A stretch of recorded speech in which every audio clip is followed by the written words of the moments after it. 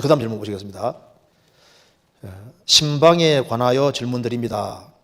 인도하는 입장에서 식구들을 신방을 어떠한 마음으로 해야 하는지 말씀으로 도움을 받고 싶습니다.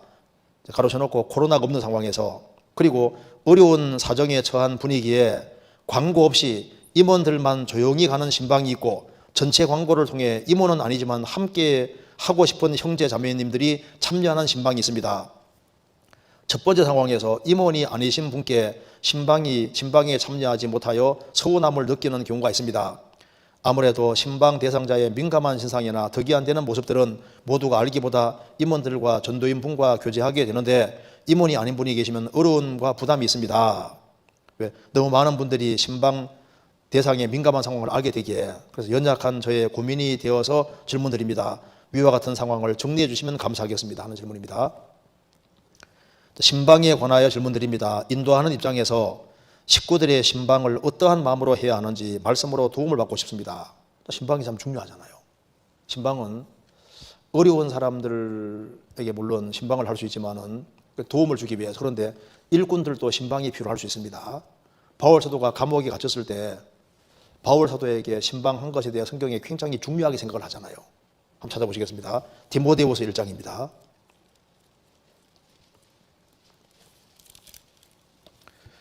1장 15절.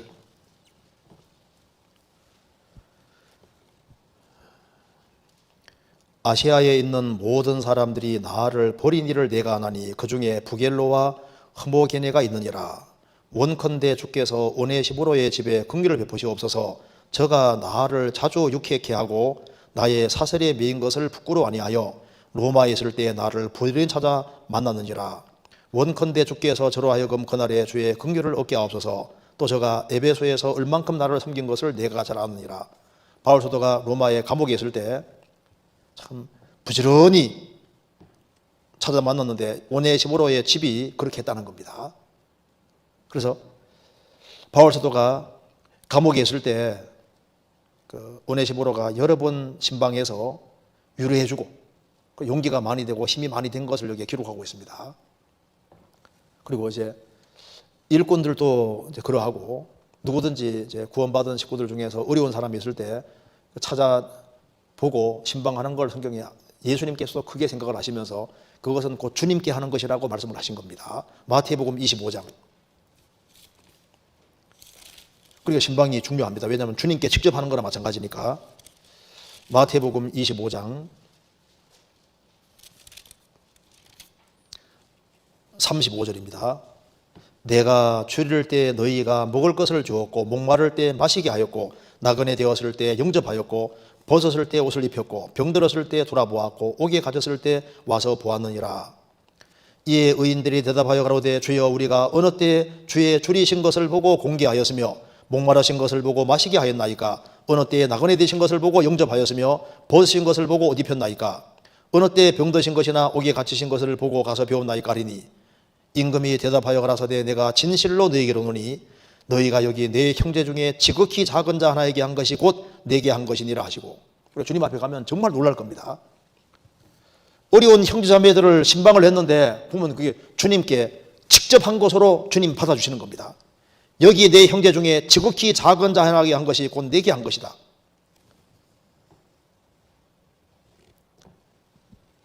성도가 줄일 때, 목마를 때 먹이고 마시고, 나그네 되었을 때 영접하고, 벗었을 때 입히고, 병들었을 때 찾아보고, 이게 다 주님께 직접 하는 것입니다. 그러니까 신방이 중요한 건데, 그리고 이제 어려운 사정에 처한 분위기에 이제 광고 없이 임원들만 조용히 하게 가는 신방이 있고, 전체 광고를 통해서 임원은 아니지만 함께 하고 싶은 형제자매들이 참여하는 신방이 있습니다. 그렇죠? 임원들만 조용히 가는 신방도 있고, 전체 광고 통해서 함께 가고 싶은 형제자매들이 함께 참여하는 그런 신방이 있습니다. 근데 여기 이제 질문 내용이, 첫 번째 상황에서 임원이 아니신 분께서 신방에 참여하지 못하여 서운함을 느끼는 경우가 있습니다. 아무래도 신방 대상자의 민감한 신상이나 덕이 안 되는 모습들은 모두가 알기보다 임원들과 전도인 분들과만 교제하게 되는데, 임원이 아닌 분들이 계시면은 어려움도 있고 또 마땅히 할 얘기를 못할 수도 있고 여러 부담도 있고 문제들이 있을 수 있다고 말입니다. 그래서 신방 같은 걸 할 때 가능하면 전도인 같이 가면 좋잖아요. 그리고 이제 신방은 꼭 많이 한다고 좋은 게 아닙니다.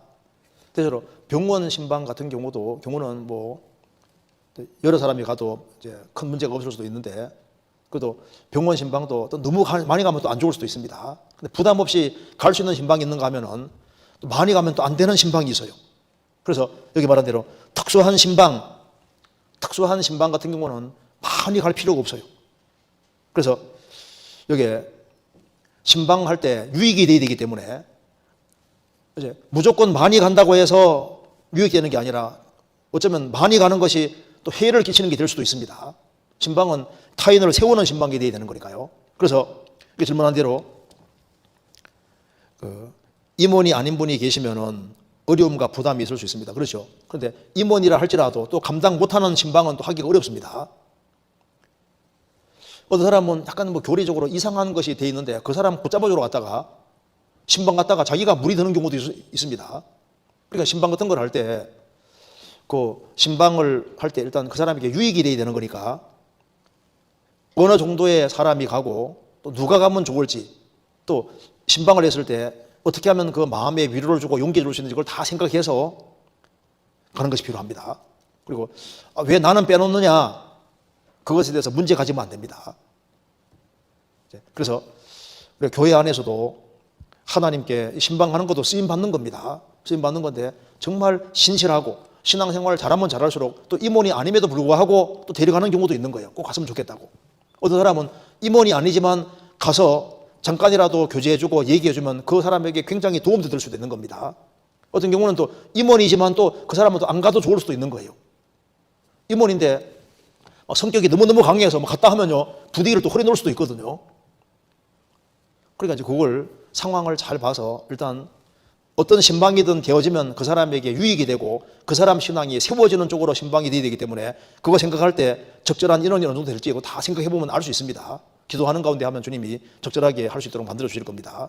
그리고 신방에는 하나님의 도우심을 구해야 되고, 그리고 하나님 이 신방이 정말 유익하게 될 수 있도록 그 가정에도 도움이 되고 그 사람에게 도움이 될 수 있도록 해달라고 기도하는 가운데, 그러니까 그러기 위해서는 가능하면 전도인하고 의논을 잘해서 중요한 신방 같은 경우는 의논해서 이렇게 하는 것이 필요할 겁니다. 그래서 민감한 신방 이런 것은 무조건 우르르 가는 식으로 하는 건 안 좋을 거예요. 그래서 어떤 경우는 한두 명이 딱 갈 수도 있고, 그리고 이제 어떤 경우는 또 전도인이 안 가고 안 가는 게 오히려 좋을 수도 있거든요. 그것은 신앙 양심에 비춰서 대충 알 수 있으리라고 생각합니다.